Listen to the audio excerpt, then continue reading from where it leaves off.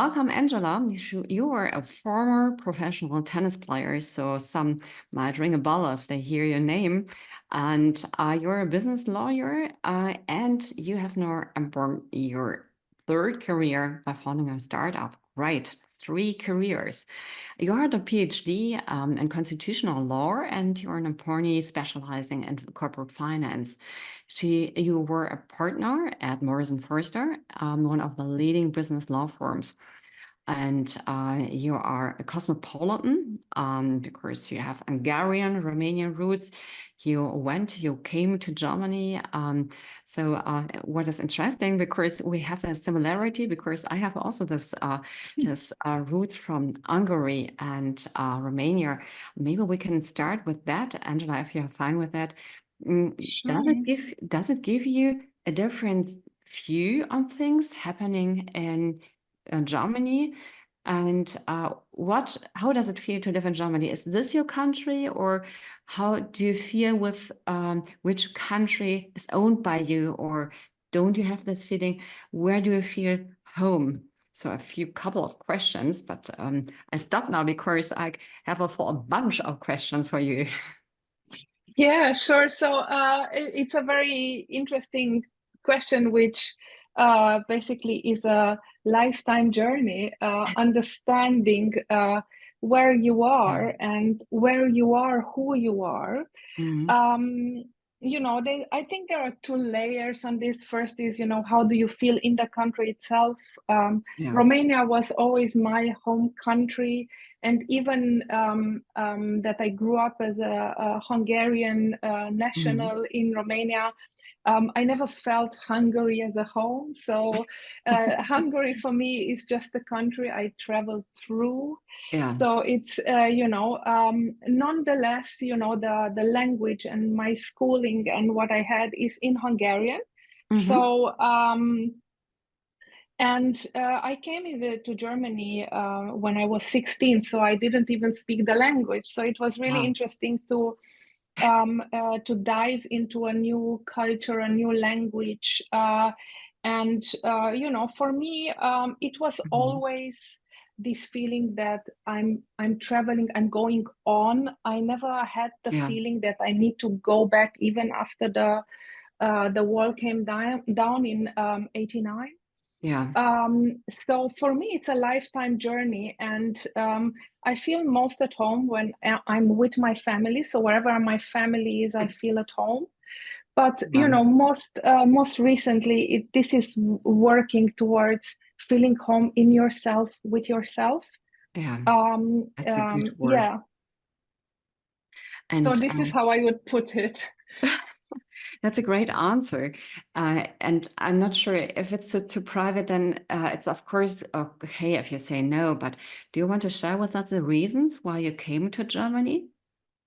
Yeah, sure. So we came, my father and I came in 1988, which was at a time where the communist era was still ongoing, and we had no idea and basically no hope. We didn't even have a hope, because the vision of this regime falling down was not existent. So basically we left Romania in 1988. I came to play tennis. So my reason to receive a visa to leave the country, we could leave the country every 2 years. We didn't even have a passport at home. So the reason was to go to the European tennis championships. And my father was a Alexander von Humboldt fellow, yes. So he was that in 1972, before he came back to Romania, and in 88 was the time when he could still claim this fellowship. So that was the official reason, basically, why we left. But that's there's so many layers around it, and below it. So it's somehow it had this feeling of, I need to go into freedom, because we felt that everything what is at home is what is not freedom. So we always felt going to the West is the only one and only a goal you have, basically. Yeah. So it was moving into freedom to escape Yeah. without understanding what freedom will be when you arrive. So what are you doing with it? You know, Yeah. this is like Yeah. when you go, when the whole goal you have is just to go. Yeah. You don't go for anything, you just understand you need to go. So Hmm. this was this was basically what moved us, and so many others, not just us. Hmm. um And what and happened with your mother and your siblings? My mother and my brother, they remained at home with my Oh, grandparents. wow. Then my grandparents on my mother's side, they got a visa 2 months later because we think that the Securitate just didn't realize we are one's family. So Yeah. basically, we met with them. We went through the lagers Oh my God. in Germany, and then that So was you tried to find them.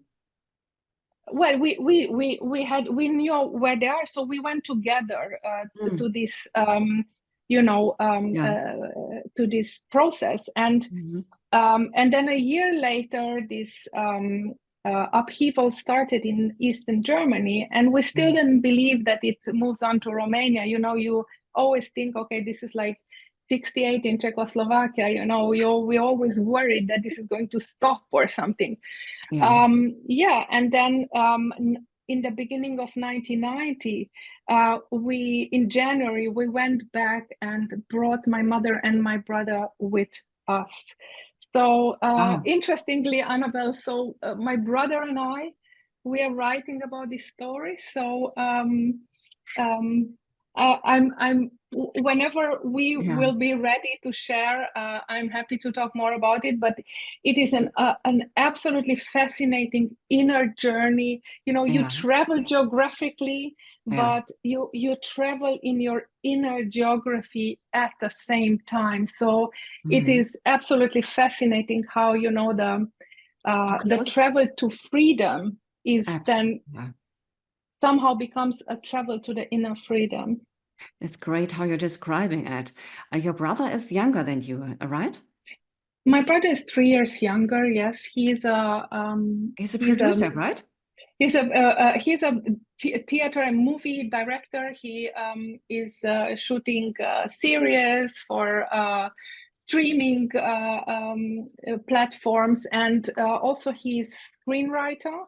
Yeah. So he's writing his own stories for the short films and the long films he's doing.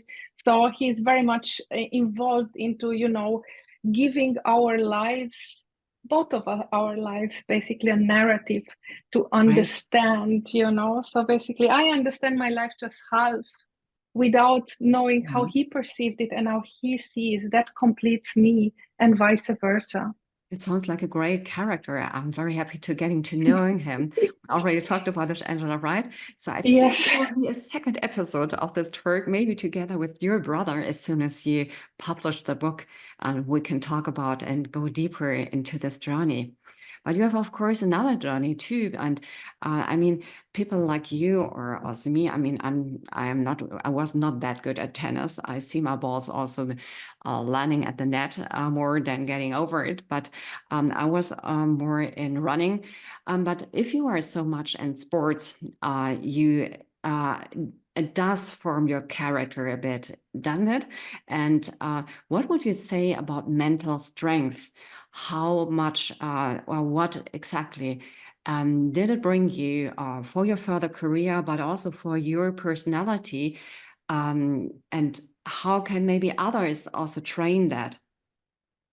Yeah, sure. So, you know, the mental part in every sport, doesn't matter which one, Yeah. plays a huge role, a huge role. And especially the better you become, the more your mental part becomes the decisive factor. So, Mhm. you know, the better the athlete becomes in the physical and the tactical and, you know, all these talents they have, you actually win it in your mind or you lose it in your mind, sometimes even before you go to the court. So it was a very interesting quote. I don't even remember. I think it was Patrick Muratoglu who said it. You know that a lot of the players, on the male tour, they lose to Djokovic and Nadal and to Federer. They lose in Grand Slams because they don't even dare thinking and believing that they can win against them. So basically, they lose the fight before going on court, and this process in your mind, this applies to your life as well. So I've been looking, after moving out of tennis and moving into law, which was a very, very similar environment in being, somehow a world for itself, very, a closed world for itself.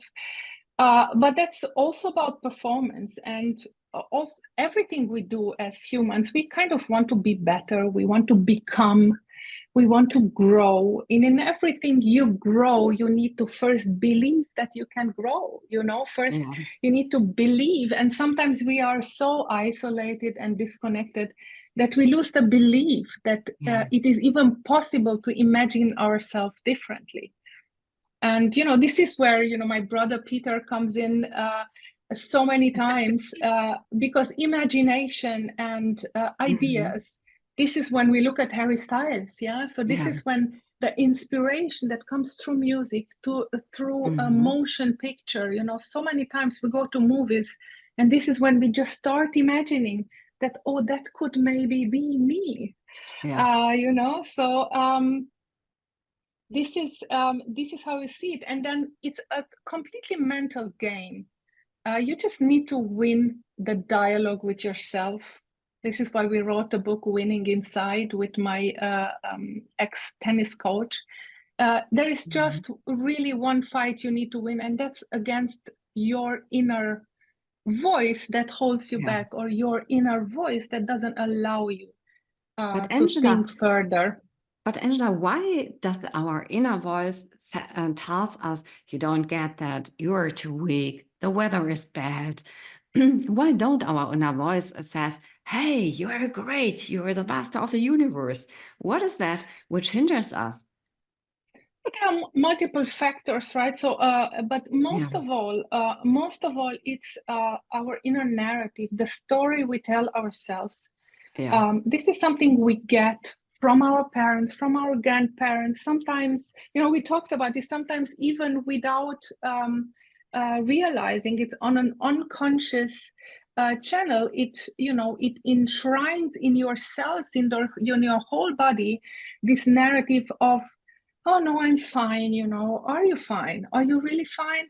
Actually, you just say fine because you don't dare doing more, because it's uncomfortable, right? It's every time you want to step out of what the security is. Every time you think of stepping out, you think, oh my God, no, I'm fine, But actually, we are not fine if we don't dare going out, if we don't dare becoming who we want to be, if we don't dare, being as we are, and not as the inner voice. The inner voice can be your mom, can be your dad, can be your grandparents, can be a teacher, can be a coach.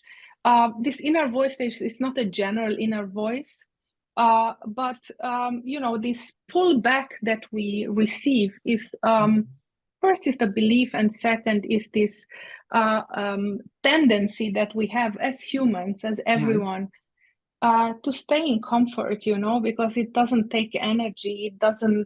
You doesn't need to face your fears. You think you're fine, but actually you're not, because that keeps coming back, right? Yeah, absolutely. And I was really impressed by your routine, and to don't miss this out, because we just have 3 minutes left, unfortunately. I would like to talk about that. And if you want to share your routine, your stapled habits, happy if you want to share this with the audience. Sure. So I'm a very, first I'm very organized. It needs to, everything has to be in order in a way. But especially since I stepped out of corporate life, I've learned, and I didn't create it myself. I learned it from the great Mel Robbins. She taught it to me. It's a morning routine, basically, Yeah. which is called ABCDEFG. Yeah. So A stands for I wake up and think to myself, Yeah. "Whoa, awesome! I don't stay in bed. I don't start ruminating. I don't start scrolling. You know, I just start my day like an awesome day." Yeah. Then B stands for me for breathe. You know, breathing is the connection to the Mhm. outer world, to my inner body, basically, and that really calms me down. Um, then I have zero 0.6. I have a glass of 0.6 of water, which I drink. I Mhm. go walking with my dog. Then I throw out something every day, which is Yeah. eliminate something, or I go exercising. That stands for E. F Mhm. is connecting with a friend, and G is working on something which is close to my heart, and that's my great 15 minutes a day. And she taught me that, and that gives Yeah. me a um, stable base where when Mhm. I tick this off, and sometimes I tick this off in 10 minutes, Yeah. then I know I'm done. Whatever comes, it's a plus.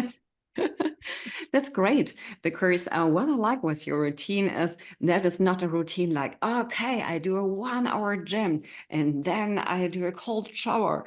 Then I know, because then in the end, you don't do anything of this or just one thing and your day starts with, I missed something out. Damn it. That's great. And I like that you did it with this ABC because it's easy and you don't miss anything like, Yeah, you okay. just pick it off. It's really important, Annabelle, to staple it. So Yeah. once you staple them, then you get going into the first one, and the rest just follows, just like a habit. Yeah. So I hope it helps. I hope so too. I hope that many people give a feedback on that. And I like it very much how you're doing that. Um, we have now, I think, just 8 seconds left. So we definitely have to do a second talk, Angela. It was so great having you here. And I hope to seeing you very soon. I'm very much looking forward also to your book and your from your brother. And let's connect and talk for the next days. So thank you for Thank you being. so much. Thank you, everyone. Bye bye.